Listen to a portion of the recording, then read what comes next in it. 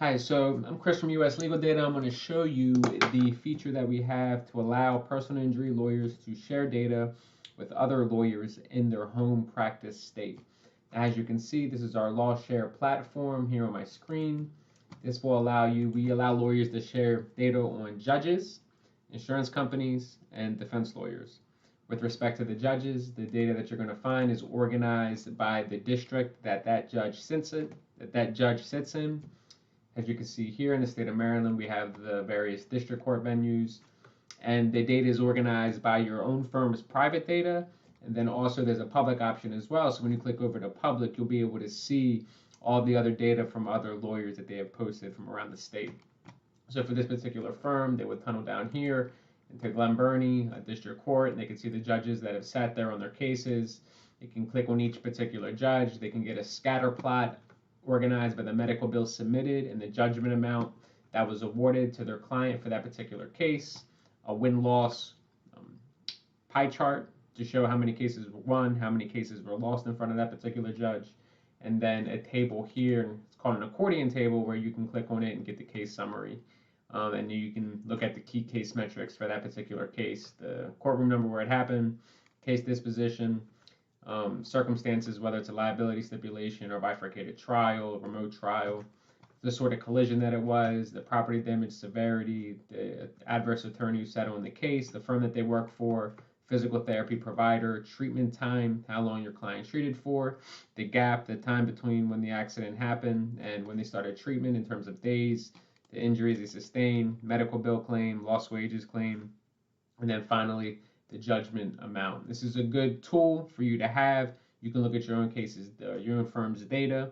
If you have a judge that you know that's going to sit on a particular docket for tomorrow, I know that Maryland, they started actually posting this information for counties that have e-filing anyway. So you're going to know who your judge is the next day. That makes this feature even more valuable because you can look up the judge, you can see what sort of results you get in front of them, you can hop over to the public section, you can see what sort of results that occur in front of that particular judge, and you'll be able to give a more informed decision to your client as to whether you should try or settle that case if that indeed is an option on the table. You also allow for the tracking of juror demographics. So as you can see here, these are the Baltimore City jury, again, organized by venue. This firm, for example, has several cases in Baltimore City Circuit Court that were tried.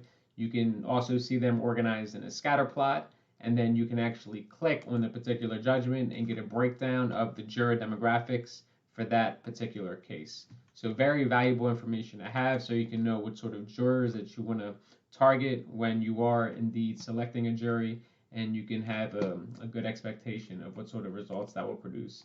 This is available for auto accidents and premises liability cases, as you can see. And then here you'll see this is settlement information organized by insurance company. Here, for example, this firm obviously has a lot of cases with Geico. Most firms do. Similar format. You have the scatter plot, which shows the settlements and the medical bills, where the settlements achieve as a factor of the medical bills. So here, for example, you have medical bills submitted of around 20,000, settlement amount of 75,000. That's going to give you a meds factor of 3.52 times the medical bill submitted, which is a pretty significant settlement. Again, here the pie chart organized by case outcomes. So you can see this firm settles about 75% of cases they have with Geico post lawsuit. They take about 15% of cases to trial, a bench trial. They have a lot of binding arbitration with Geico. Some settled pre-lawsuit, and then one jury trial, it seems like. Here we have our settlement ranges. So this is organized by a particular adjuster. All these adjusters work for Geico at least at one time. And you can see, okay, what was their average first offer? What's the average settlement amount? How much do they typically come up off of the first offer? If you have this information, then you can be able to tell, okay, the adjuster offered 5,000. They come up typically off of the first offer, or in this case, let's see, in this particular case for, let's say, Lori Fisher, she comes up off of her initial offer 1.46 times the initial offer. So you can multiply that by the initial offer to get an idea of what her settlement range is to be able to advise your client that they can expect them to come up about this high for this particular case. We also have the data on the attorneys who handle these cases, organized by the firm that they work for. The big firms like Allstate, Geico, Travelers, the ones that have in-house counsel, it's organized by the in-house counsel name, not by that weird name that they use when they take cases to court, but by like Liberty Mutual Staff Counsel, for example. All these lawyers work for Liberty Mutual. We have the judgment results against them, so you can see here. You can click down on this lawyer, the medical bills and judgment amount. You get the meds factor for that case, case outcomes versus that lawyer, and then judgment ranges, meaning what was the average initial, what was the last pretrial offer that the lawyer made, and what was the judgment amount that you got in court. This will allow you to analyze the data that they have on their end to say, okay, Liberty Mutual can be cheap, and we can know that if we take the case to trial, we might get maybe 60% higher, right, than their last offer. So that again will allow you to make better educated, um, allow you to give more educated advice to your clients. And then for internal decision making as well, obviously lawyers work on a contingency fee basis, so the more money that your client makes, the more money that you make. This is really all about exchanging information, becoming a sharper, smarter firm, and increasing your bottom line.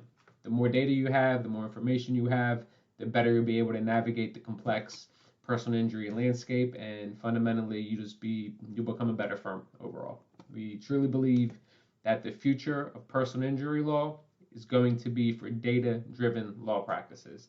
If you're not on top of your data, then you're probably on your way out because you're an older firm, or you're just lazy. That's probably the two options. But thankfully, we have a tool here that's very easy to use that can allow you to track all of your pertinent key case metric data and really allow you to just become a better firm.